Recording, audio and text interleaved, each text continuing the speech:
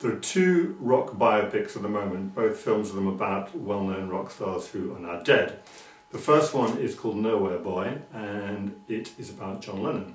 John Lennon, as you know, founded the Beatles. He was born in Liverpool in 1940 and grew up in rather a complex family situation insofar as his dad disappeared soon after he was born and his mum disappeared not long afterwards.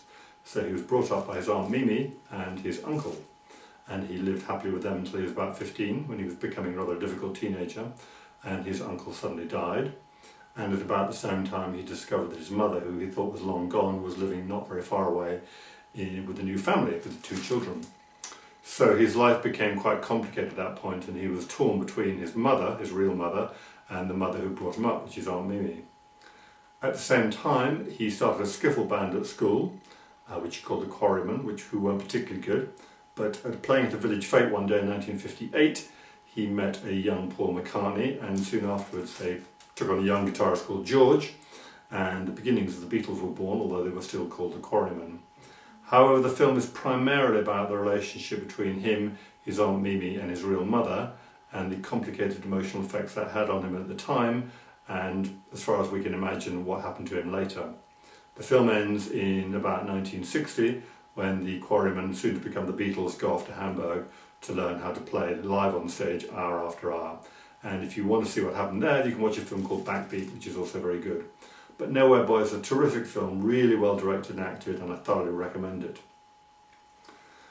The other film, which deals with a rock star, is called Sex and Drugs and Rock and Roll, which is the name of a song by Ian Dury and the Blockheads, which some of you may remember, along with Reasons to be Cheerful Part 3 and Hit Me With Your Rhythm Stick, all of which were hits for him in the late 70s and early 80s.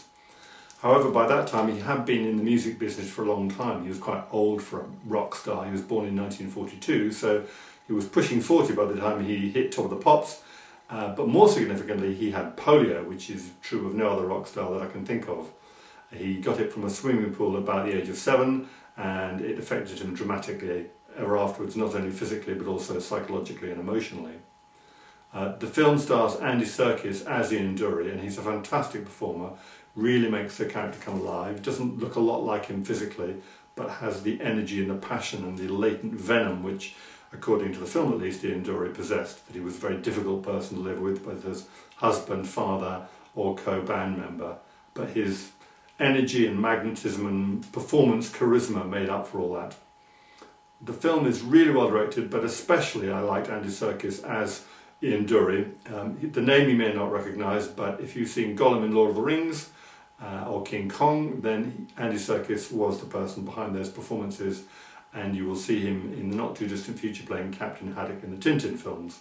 So go and see Sex and Drugs and Rock and Roll, but especially go and see Nowhere Boy.